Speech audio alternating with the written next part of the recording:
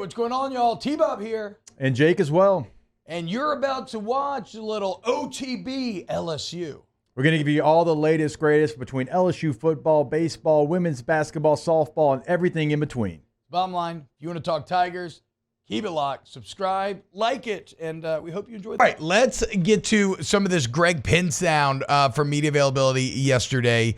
This is Penn 2. This is him speaking on how they're trying to build a new identity under Blake Baker.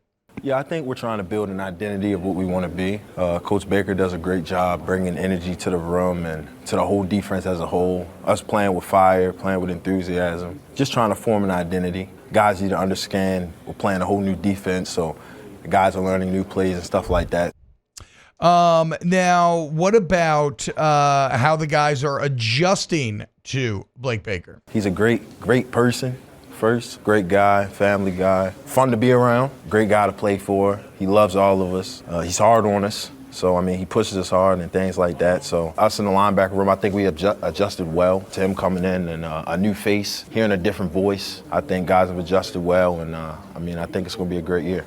And then here's Penn 5. This is about the new defensive staff as a whole. For me, it's a couple familiar faces because they were here my freshman year. So, it's fun. Those coaches are great. Having C-Ray back, Coach Davis is you'll see, but he's a guy, he'll get on you if you're messing up, things like that. But he's a great coach. Coach Baker, Coach Jake Olsen, or Coach Olsen, all those guys are great. They're really pushing us. I think that hearing new voices has been good for guys. Being able to just play and not think as much has been really good.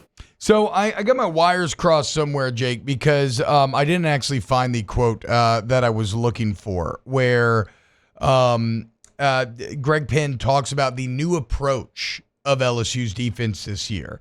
Basically speaking on how the last couple of years, it was very read and react under Matt House, whereas, and that was to try to avoid mistakes, try to avoid busts, right? A very almost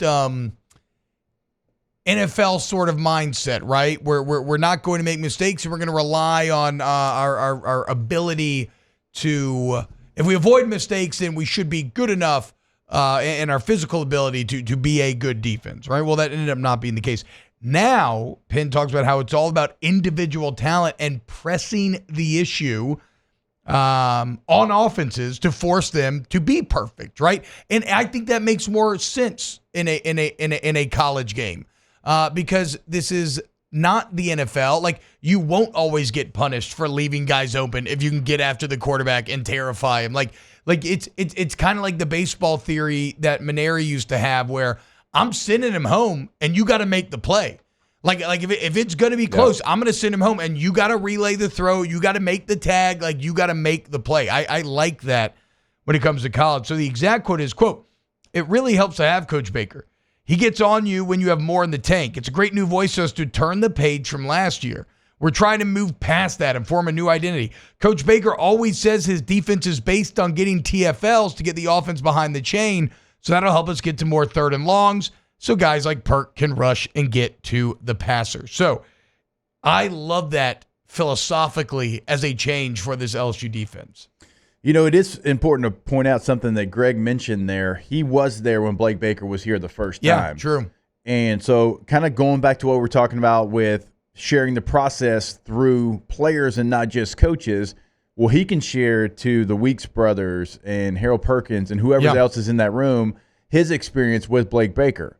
And it was a good experience. Like I've talked with Greg Penn, I've talked with Blake Baker about that. It was a good experience for him. He was a young football player, and so he can share that, right? And T-Bob, you know this as well. When you have a new coach that comes in and you get the most veteran guy in the room, it's like, hey, no, I vouch for this coach. I promise if we listen to this coach and we do what he says, we are going to be better because of it. And then you don't have to go through that period where you're trying to figure each other out maybe as much, and you're trying to trust each other as much. And so him being here the first time that Blake Baker was here, I do think is important. Also, look, I don't know if I've ever really heard Greg Penn do too many interviews up to this point. And I know that he's been named a captain on this defense. Makes sense. Senior, been there a long time. Very, very solid in the interview format. I mean, thoughtful, legitimate answers, not just falling back on sort of coach speak or what they train you up on. Okay, Greg Penn, I see you, bro. And I would love nothing more than for Greg Penn to prove me wrong on some of my assertions about what his ceiling is, which I think is like solid, but nothing exciting. Like I would love for Blake Baker and Greg Penn to come out with a vengeance and show that, no, I've got a lot more to offer than maybe you're giving me credit for. Yeah, well, everybody in the surrounding area thought that they knew who Damone Clark was. Yeah, exactly. And I knew, you knew, we all kind of knew that, watch tape, that there was more in there. And Blake Baker got not only the most out of Damone Clark, he set his life up, I think. Yeah, no, I mean, look, I didn't think there was more. I didn't think there was more in there. Cowboys I've been very much on record. Like, the Bo Pelini Damone Clark tape was some of the worst linebacker play I'd ever seen in my entire life. I knew he was a physical freak, but I just thought he didn't have it. And I was completely wrong because he ended up being incredible. And as you said, set his life up. Now he's, again, starting NFL guy. So here's to hoping that you can accomplish similar things with this LSU group. Yeah, the thing I think that we're all waiting to see is who's going to be playing in front of Greg Penn and the Weeks brothers, whoever's in there at linebacker, at defensive tackle. Yeah. And you heard him talk about Bo Davis. Now, I kind of forget that, Bo Davis hasn't been here in this role because I know Bo Davis from him being a weight room intern when he first got into coaching. And that's where a lot of people actually start there. Corey Raymond started in the weight room as well, when I was here. So this is somebody that starts there. Now, he played at LSU, and everyone knows who he is, but, he hasn't been in this position, and he is a coach that will absolutely get after your ass. Well, yeah, I remember we played the audio on the show before, but him getting after all the Texas players, part of the key reason why Texas culture got a little tougher was Bo Davis. I just feel for him that you go from having Murphy and Sweat to now this group. But, hey, try to maximize it, right? For what it's worth, I was talking to somebody in the wait staff the other day and kind of asked about, who are the strongest guys in there. And Will Campbell was one of the names that came up, but so was Jacoby and Guillory. And speaking of guys that are maybe poised to take a big step, Guillory's been solid, a solid starter, kind of a la Greg Penn, but maybe nothing overly special.